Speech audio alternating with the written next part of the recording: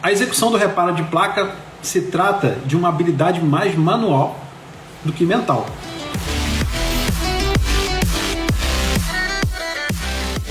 Como assim, Vinícius? A receita pronta, né?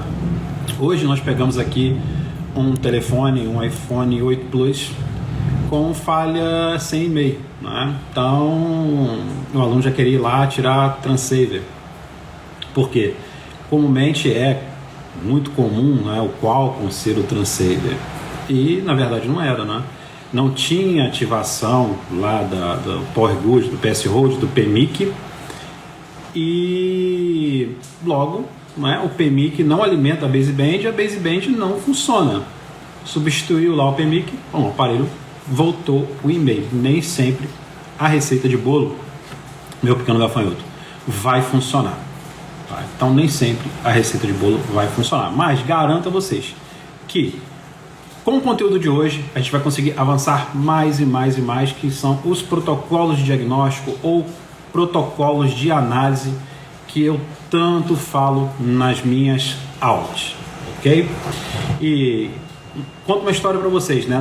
No Stories lá, vocês veem uma turma grande que é lá de Recife, uma das maiores turmas que eu ministrei treinamento, né? Quase 30 e poucos alunos, 40 alunos, também ministrei treinamento para 70 alunos. E nesse ramo de celular, né, formei mais de 1.000 técnicos.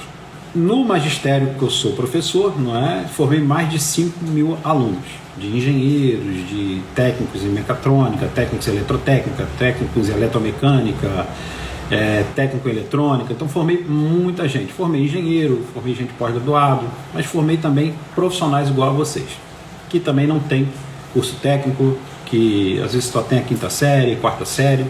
Então, por isso que eu falo que é do iniciante ao avançar, né? E falar para vocês que nos meus anos como professor, eu presenciei todo tipo de dificuldade encontrada nos nossos alunos, né? Mas uma dificuldade especial realmente estava presente em 9 a cada 10 alunos tinha essa dificuldade. Acho que a dificuldade aí de você que está do outro lado, acho que você vai se enxergar agora nessa dificuldade, né? Dos mais de 1.000 alunos que eu formei na manutenção de celular, isso, não é? Eu ensinei ao longo da minha carreira como iniciar, como proceder um diagnóstico da falha na placa de celular. Então, a maior dificuldade dos meus alunos era justamente como se inicia para realizar um diagnóstico ou uma análise em uma placa de celular. Como é que a gente pode iniciar? Então essa era e é ainda a dúvida de 9 em cada 10 alunos. Esses mais de 1.000 alunos que eu formei, é basicamente isso aí. Eu acredito que você esteja se enxergando, se vendo nessa pessoa, né? Tá aí, ó, continuo com dificuldades e não desisto nunca. É isso que é importante, não é? E por causa dessa dificuldade, surgia todo tipo de dúvida. Que dúvidas eram essas, né?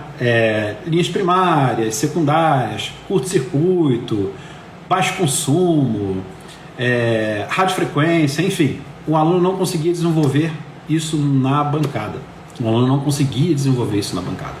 A gente acha que não consegue porque não estudou bastante ou porque não tem capacidade, e muitos acabam desistindo do reparo de placas justamente por não descobrir, na verdade, né, não descobrir a causa do defeito no aparelho.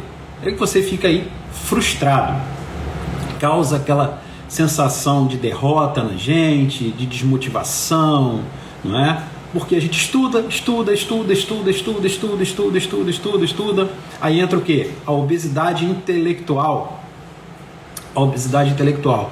É tanto conteúdo e o cara não sabe ali trilhar numa jornada, num caminho, num passo a passo, né? Então, ó, a execução do reparo de placa se trata de uma habilidade mais manual do que mental. Fazer essa atividade várias vezes, repetitivamente, né, nos leva aí à perfeição. Quanto mais a gente praticar, quanto mais a gente medir, não é, a gente vai executar. Quanto mais a gente fazer o rebalho, melhor a gente vai ficar. Então aí a prática vai levar à perfeição. E se engana o técnico que pensa que só faz diagnóstico bem feito se tiver um curso técnico em eletrônica, se tiver talento, né? Ou se tiver a mente jovem para absorver uma informação. Não é nada disso. Nada disso, meu pequeno gafanhoto, né? É um erro muito comum e a maioria dos técnicos comete, é estudar diagnóstico através do conhecimento teórico da eletrônica. E como seria isso, né? Ué, Vinícius, então você está falando aí que para consertar a placa eu não preciso saber eletrônica? Claro, meu pequeno gafanhoto, né? Mas é a níveis, você vai avançando no reparo. Mas eu te garanto aqui que a maioria dos meus alunos que são especialistas em reparo de placas 10K, 20K, 30K, não são nenhum expert em eletrônica, não são engenheiros, não são técnicos em eletrônicas.